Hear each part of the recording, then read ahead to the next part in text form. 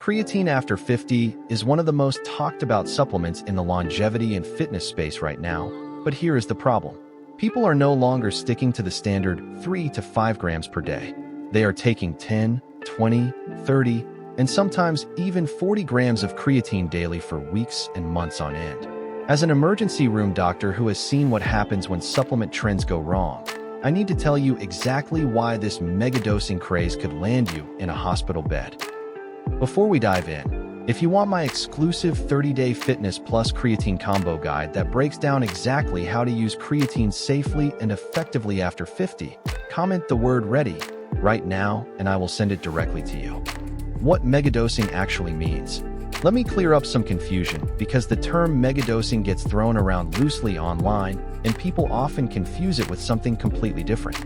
When you hear about a creatine loading phase, that refers to taking approximately 20 grams of creatine per day, usually divided into 4 separate doses, for about 5 to 7 days. The goal of loading is to rapidly saturate your skeletal muscle tissue with creatine so you can start experiencing the benefits more quickly. After that loading period, most people transition to a maintenance dose of 3 to 5 grams per day. This loading and maintenance protocol has been studied extensively for decades and is generally considered safe for healthy adults. However, when I talk about megadosing in this video, I am referring to something entirely different and far more concerning. Megadosing means taking 20, 30, or even 40 grams of creatine every single day, not just for a week during a loading phase, but continuously for weeks or months at a time. This is the trend that has exploded across social media, podcasts, and biohacking communities, and it is the trend that requires serious scrutiny before you jump on board. Why people are experimenting with megadoses. So why would anyone want to take that much creatine in the first place?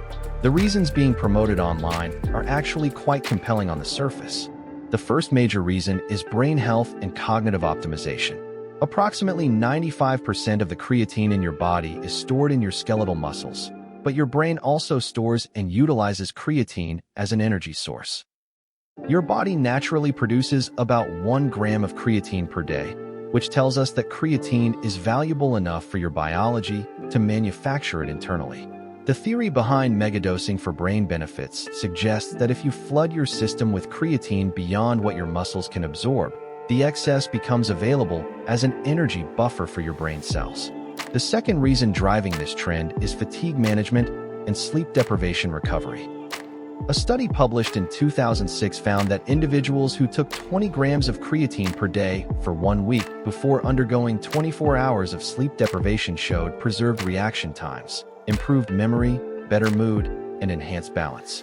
A more recent study published in Scientific Reports demonstrated that a single high dose of creatine improved working memory and processing speed for up to 9 hours during sleep deprivation. As an emergency room doctor who works 24-hour shifts, I follow this research closely for obvious personal reasons. The third area of interest involves brain injury and neurological conditions.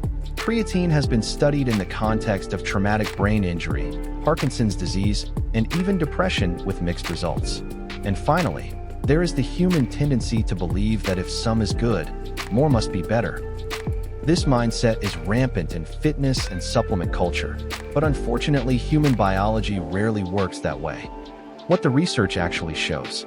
For muscle strength and building, the research is quite clear. Once your muscle tissue becomes saturated with creatine at doses of 3 to 5 grams per day, taking additional creatine does not provide any extra benefit for your muscles. Your muscles can only hold so much creatine, and once that capacity is reached, the excess is simply excreted. 20 grams per day long-term is complete overkill where muscle benefits are concerned. For brain benefits, the picture becomes considerably more nuanced. Some studies using higher doses in the range of 10 to 20 grams per day have demonstrated improvements in working memory and reaction time. However, other studies using similar protocols have shown minimal to no measurable benefit. Most importantly, nearly all of the brain-focused studies on higher creatine doses have been short-term in nature. We simply do not have long-term safety data on people taking 20 or 30 grams of creatine every single day for years on end. What leading experts recommend? Let me walk you through what some respected voices in the longevity space actually recommend. Dr. Peter Attia, author of Outlive, considers creatine one of the few supplements he recommends across the board. However, he does not push megadoses and generally recommends staying in the 5 gram per day maintenance range. Andrew Huberman, the Stanford University neuroscientist, personally takes 10 grams of creatine per day at approximately 220 pounds.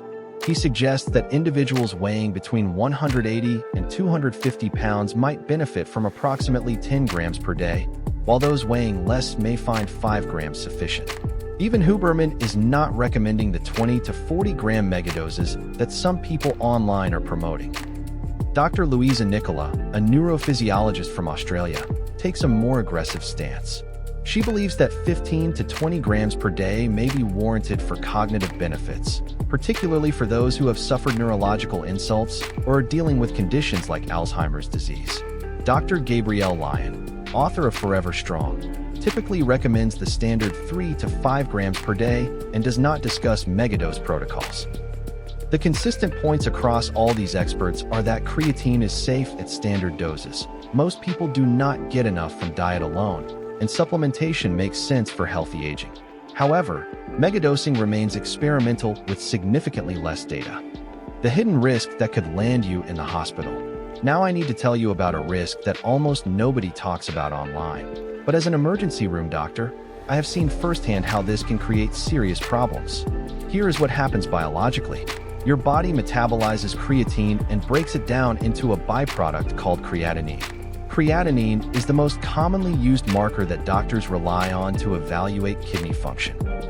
When you take megadoses of creatine, your creatinine levels and blood work can become significantly elevated, making it appear that your kidneys are malfunctioning even when they are functioning perfectly fine.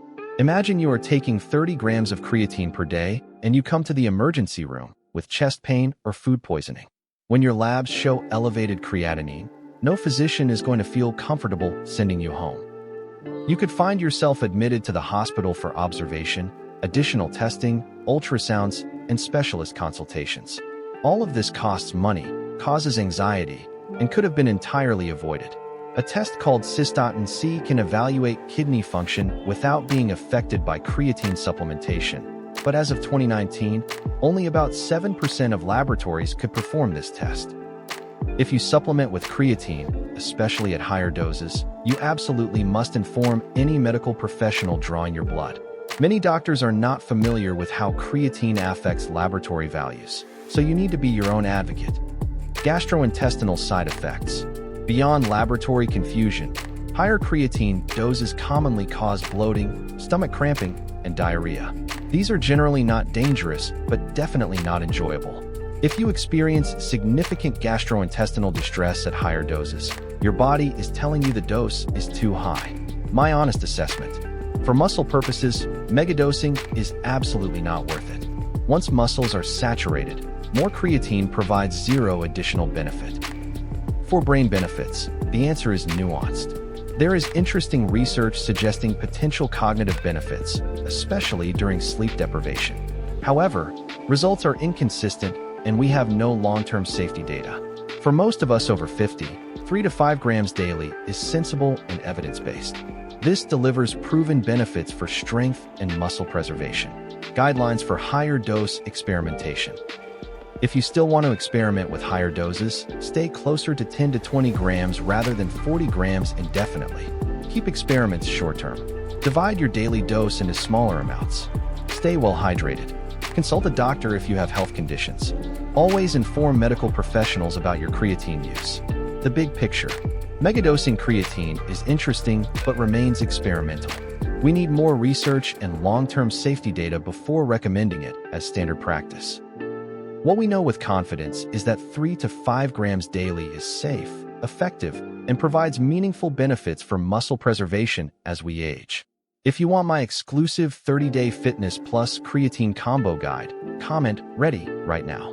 Share this video with someone considering creatine supplementation, and I will see you in the next video. Stay safe and be well.